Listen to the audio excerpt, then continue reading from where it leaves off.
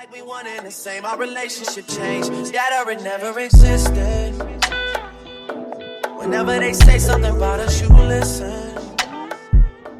Forever, if you don't even believe in me, Again, straight from the 8. I'm walking with God, I don't need a drink. The devil be talking, I don't entertain.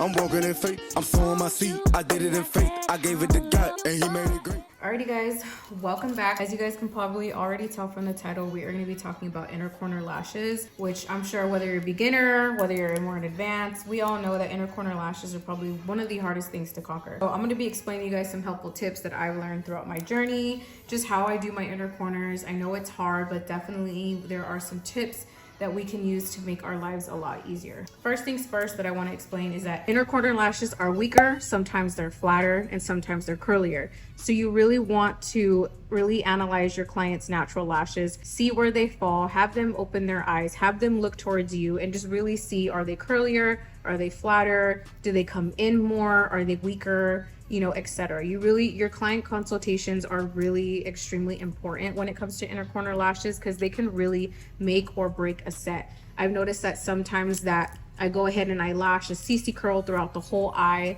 and when my client's done, she goes to open her eyes, she looks crazy. Her inner corners look like they're touching her nose, they're too curly, and it really throws off the eye shape. So what I'll have to do is go in, remove majority of the inner corner and replace them with a flatter curl or a curlier curl to really balance out that eye structure.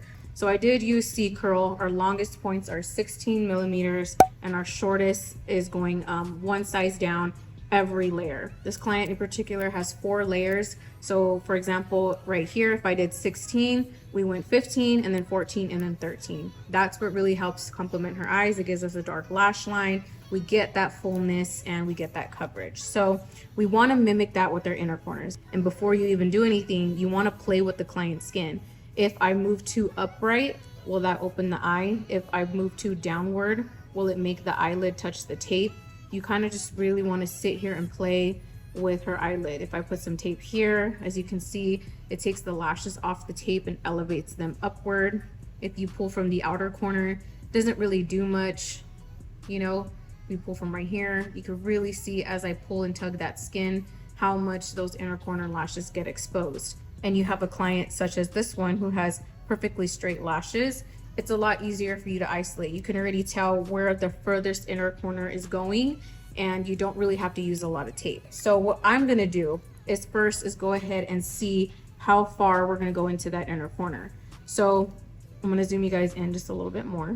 And as you can see, if I lift up the tape, we have these inner corner lashes kind of on her eyelid and they come really far in. You obviously want to be careful on how far you're lashing in the inner corners. Don't go too far. Now, you're not really going to be able to tell if you went too far until she opens her eyes, and then you can see, and you know, it'll either tickle her or just a little funny, it will start twisting and turning. That means that lash just shouldn't go there. Have her sit back down, take it off with that pop-off method or the banana peel method and replace it or either remove it. I've done her lashes for years, so I know for a fact that I'm gonna stop right about where this lash kind of comes in. So this is gonna be the last one I'm gonna be lashing. As you can see, this one right here comes way too far in. If I were to lash this guy, it would definitely look really, really funny. It's gonna touch the top of her eyelid and it's not gonna be cute, so don't do that. If I was using a 0.05 or 0.07, I would definitely probably use 0.03s in her inner corners, especially that we're doing a full wispy volume. I'm gonna stick with our 0.03s. Always wanna use smaller diameters in those inner corners as well. So for example, if you're doing a wet set, normally people will either use 0.15s or 0.07s, maybe even a 0.05. So let's just say we're doing a 0.07 wisp of wet set. I would still go in and use 0.03s in that inner corner. The reason being is because inner corners, again, are a lot weaker. So if you put heavier diameters on there, you're gonna cause a lot of twisting and turning. And sometimes we'll still get that. Sometimes it's really hard to avoid because inner corner lashes are shorter.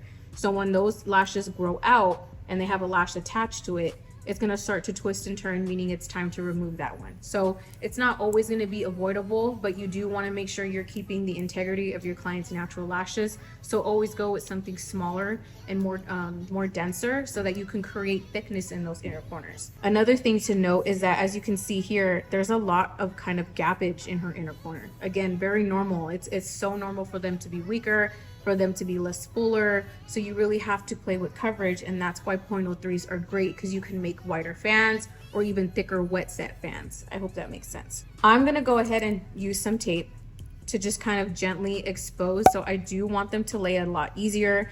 I want to pull them out so they kind of, instead of bunch up like this, when you pull the skin, they fan out a little bit or space out. It's gonna make it a lot easier for me to isolate, and I'll avoid stickies as much as possible. Just gonna take some NextCare sensitive skin tape. You guys already know Holy Grail lash tape. Every lash tech and their mama be using this tape because it's the best.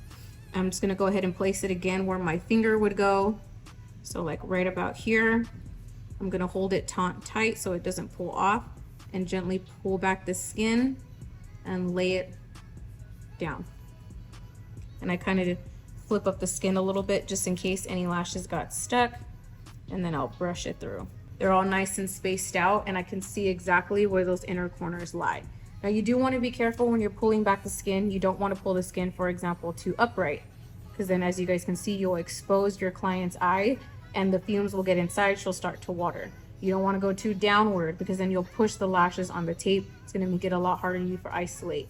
So you just want to make sure that as you're playing, you're giving enough elevation for the lashes to either come off the tape too and it be separated. What I'm also going to do is move these already pre-done fans out of the way, and it's also going to help me expose any layers that I did get left behind in that inner corner. Sometimes I'll probably go in with another piece of tape just to kind of do this and elevate them up, but I don't need to. They're sitting really perfectly flat and straight. They're really exposed. They're nice and separated. I know I can go in there and isolate just fine. What I always typically do for these sets is on the top layer, we use our longest lengths. So we're in the inner corner. So my mapping of how I visualize it in my head is that top layer is going to be, we'll go here.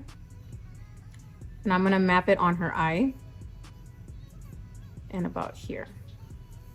So in her inner corner, our longest length, we're going to use 12 on our top layer, and then from here to here we're going to use 13s as our top layer, and then we're just going to go down, we're going to jump down a size. So bottom layer 10, top layer 12, bottom layer 11,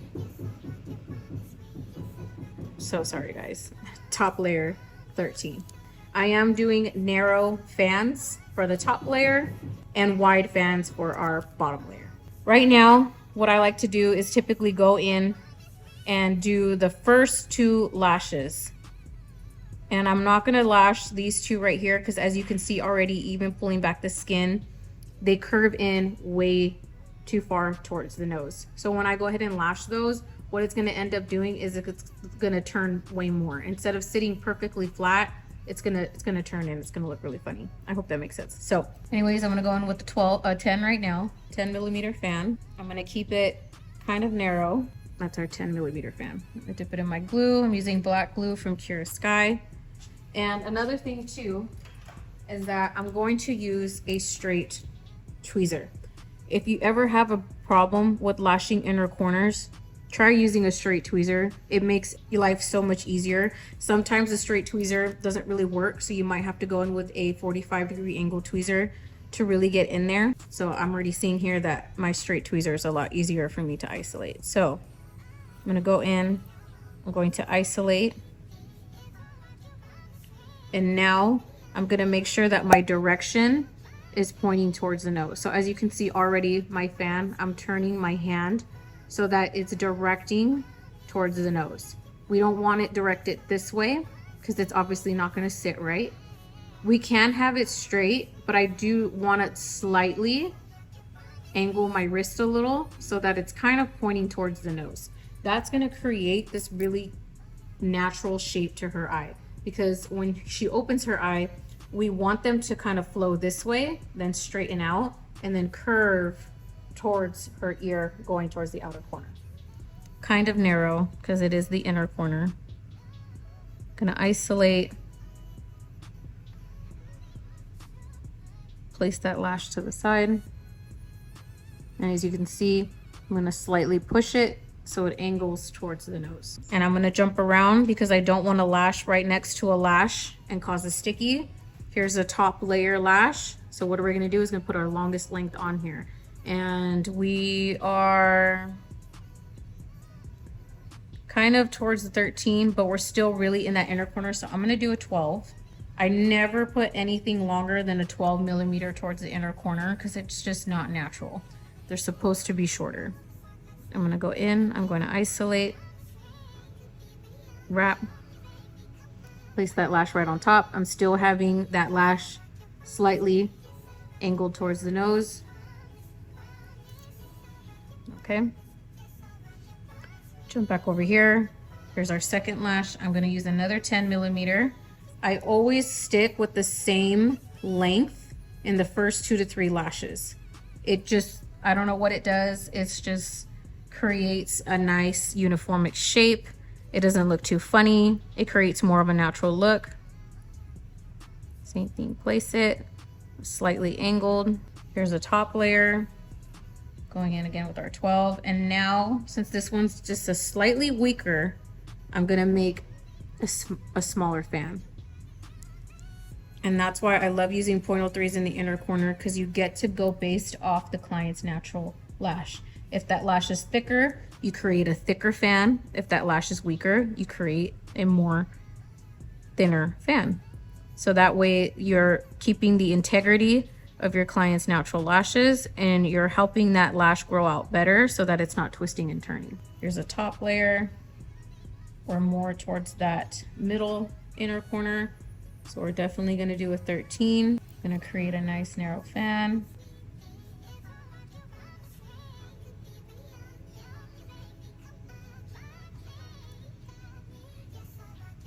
There you have it. Okay, I'm gonna go ahead and remove my tape.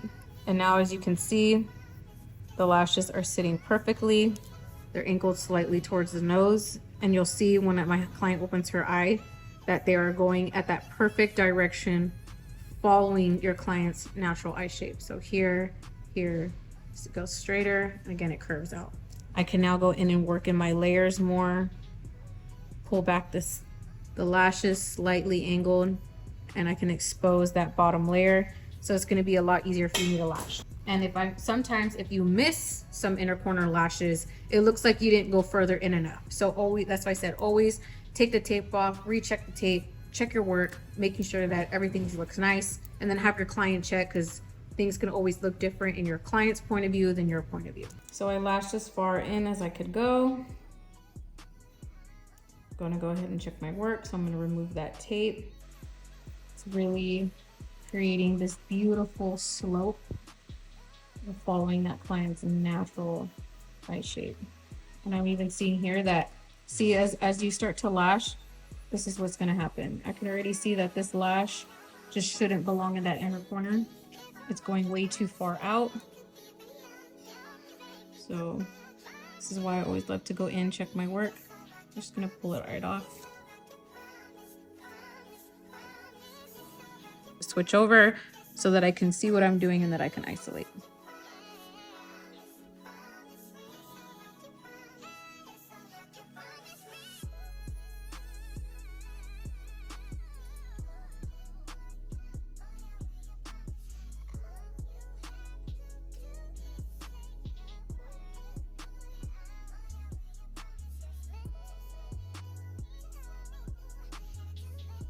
Alrighty guys, and there you have it.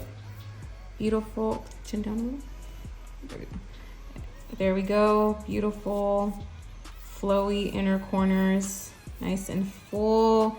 You can see the texture kind of peeping through. We got in as close as we can, but not too far in. Since I did finish this set, we need to go and make sure that we are setting our lashes and curing them down. I am going to use some Super Bonder on a micro swab. You want to make sure you're fanning those inner corners completely dry before you go ahead and cure and set them.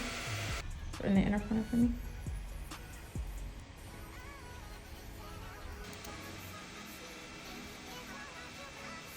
There we go.